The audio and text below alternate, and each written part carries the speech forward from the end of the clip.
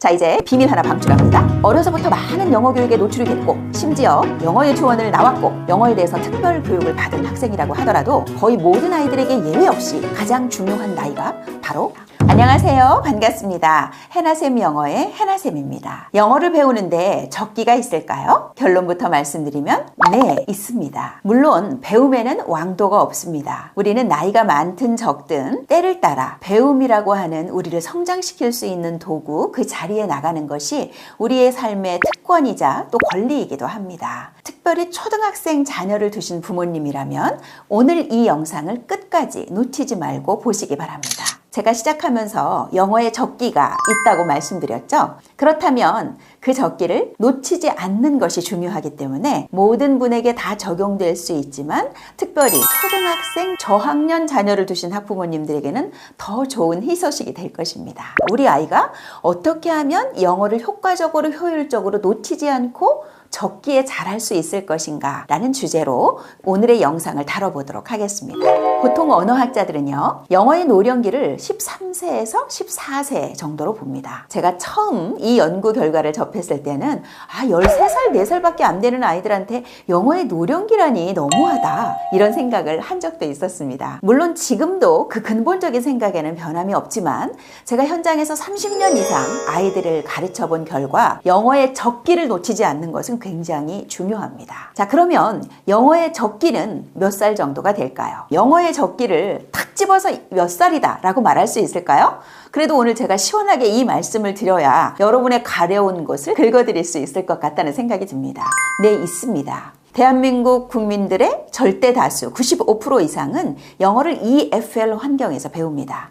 보통 언어를 습득하는 과정은 세 가지가 있습니다. 첫째, mother-tongue, 모국어입니다. 우리가 한국말을 한국 사람이 배우는 것과 같은 원리이죠. 두 번째는 ESL 환경입니다. English as a Second Language, 영어를 제2 언어로서 배우는 환경에 있는 사람들입니다. 그리고 세 번째가 EFL, English as a Foreign Language, 영어를 외국어로 습득하는 단계를 말합니다. 대한민국 대다수의 국민은 영어를 외국어로서 습득하는 EFL 환경에 있습니다. 제가 오늘 다루어드리는 주제는요, English as a Foreign Language, 영어를 외국어로서 습득하는 사람들에게 몇 세 때부터 어떠한 방법으로 습득하는 것이 가장 지름길이 될 수 있을 것인가에 대해서 여러분의 궁금증을 완전히 해소시켜드리겠습니다.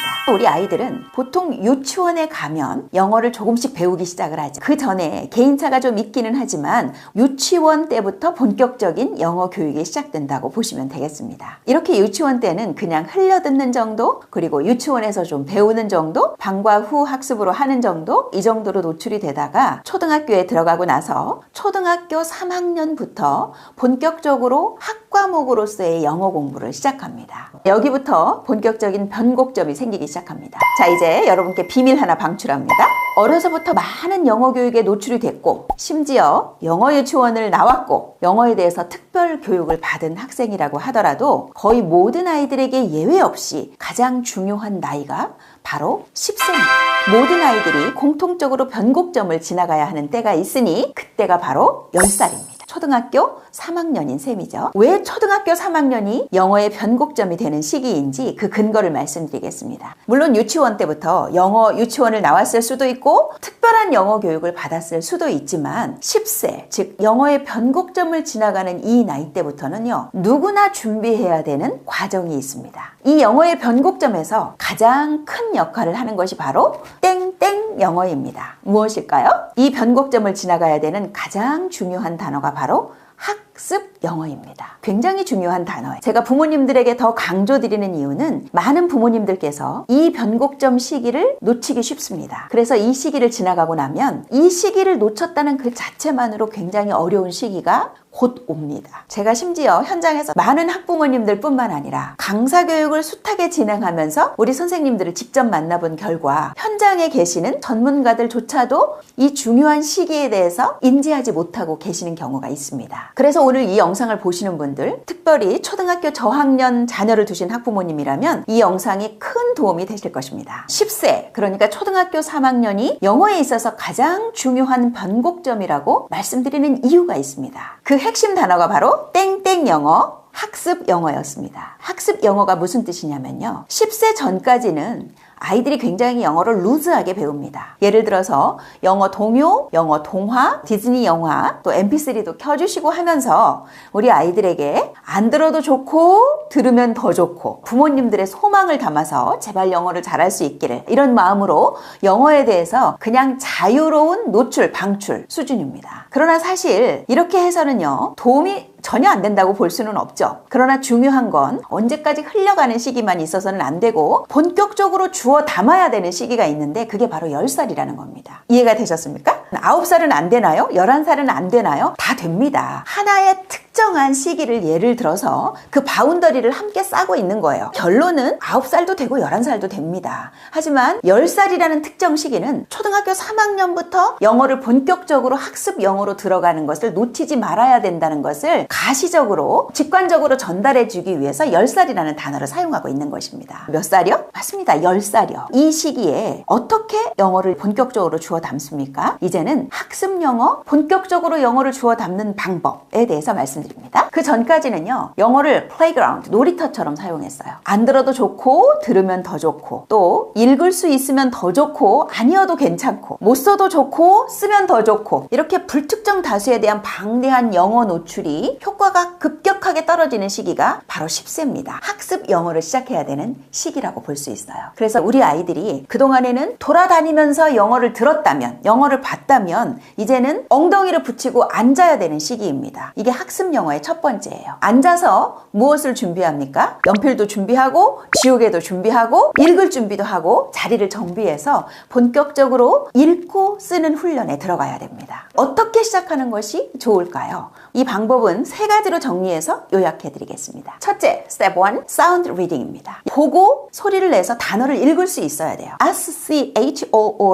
이라고 써 있는데 우린 그걸 어떻게 읽습니까? school 이라고 읽습니다. 이 단어와 문장을 읽는다는 것은 파닉스를 포함하고 있는데 오늘은 제가 파닉스를 다루지 않겠습니다. 다음 시간 영상에서 파닉스에 대한 모든 것을 A to Z 파헤쳐 드리겠습니다. 특정한 단어를 특정해서 소리내어 읽을 수 있어야 한다. 이것이 사운드 리딩의 의미이고, 이것이 학습 영어에서 첫 번째 정의입니다. 단어를 봤어요. 다 알아요. 무슨 뜻인지도 알아. 해석을 다 해. 그런데 못 읽어. 말이 안 됩니다. 그래서 사운드 리딩이 첫 번째라고 말씀드리는 거예요. 모든 단어나 문장들을 사운드 리딩을 목표로 훈련시키는 것이 가장 중요합니다. 이 시기이기 때문에 사운드 리딩이 중요한 것도 있지만 사운드 리딩을 하기에 가장 적기인 시기이기도 합니다. 무슨 말이냐면 아이들이 요즘에는 5, 6학년만 돼도 사춘기가 와요. 사춘기의 특징은 입을 안 여는 겁니다. 그래서 3, 4학년 때까지 사운드 리딩의 적기니까 그 시기를 놓치면 사운드 리딩을 잡기가 굉장히 힘듭니다. 3, 4학년 때 사운드 리딩을 많이 해놓으시면요, 나중에 영어에 굉장히 큰 도움이 됩니다. 학습 영어의 핵심 2번째입니다. 스텝 2예요. 사운드 리딩과 함께 의미, 미닝을 반드시 알아야 됩니다. school 했는데 읽기는 너무 잘 읽어요. 무슨 뜻인지 하나도 몰라.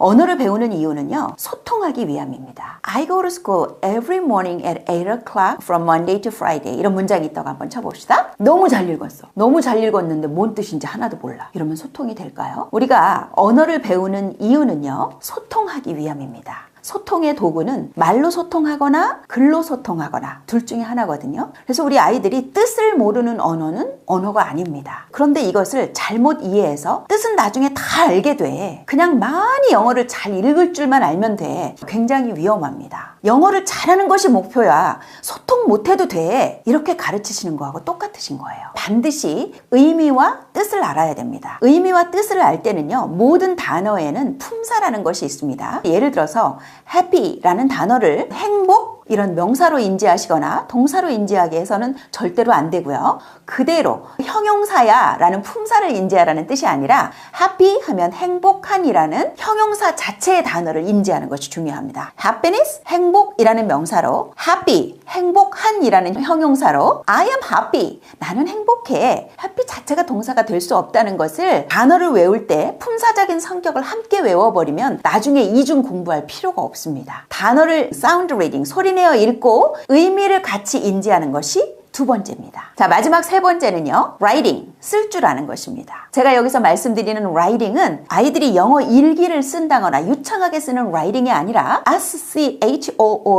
school이라고 읽을 줄 알았다면 이제 학교라는 정확한 뜻을 알아야 되겠죠? 그리고 나면 이 단어를 보지 않고도 쓸 줄 알아야 되는 거예요. 그렇게까지 꼭 해야 될까요? 이런 생각이 혹시 드신다면 우리가 초등학교 들어가기 전에 한글을 떼고 갑니까? 안 떼고 갑니까? 한글 다 떼고 가잖아요. 아이들이 한글 안 떼고 가면 학교 가서 그때부터 이미 뒤처지기 시작해요. 우리 아이들이 한글을 배우고 학교에 들어가는 것과 같은 원리입니다. 우리 아이들이 영어를 소리내어 읽을 줄 알고 정확한 그 단어의 뜻을 안다는 것은 이제 그 단어를 쓸 줄 알아야 되는 단계가 됐다는 뜻을 의미합니다. 그래서 학습 영어 세 번째는 바로 writing, 단어나 문장을 쓸 수 있게 만든다. 그것이 언제라고요? 10세를 놓치지 않게 한다. 오늘 영상 Q&A로 마무리합니다. 영어에 적기가 있을까요? 네, 맞습니다. 영어에 적기가 있습니다. 콕 집어서 나이로 표현한다면 몇 살일까요? 네, 바로 10세입니다. 10세인 이유는 왜 10세인지 이미 제가 말씀을 드렸으니까 혹시 이해가 안 가시면 이 영상을 처음부터 다시 보시기 바랍니다. 10세 때부터 본격적으로 시작해야 되는 영어를 땡땡 영어라고 합니다. 무슨 영어라고 할까요? 네, 맞습니다.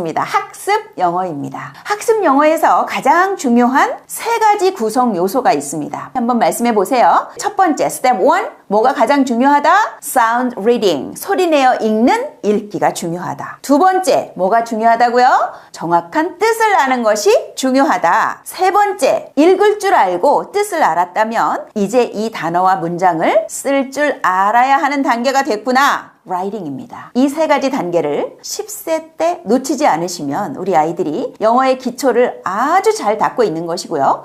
혹시 10세가 지났다면 우리 애 어떡하지? 걱정하실 필요가 없습니다. 지금 이 영상을 보신 이 시점부터가 바로 그것을 시작하실 시기입니다. 지금부터 잘 적용해 보시면 우리 아이들에게 훨씬 더 탄탄한 미래가 열릴 것이라고 확신합니다. 다음 영상에서 다시 뵙겠습니다. 감사합니다.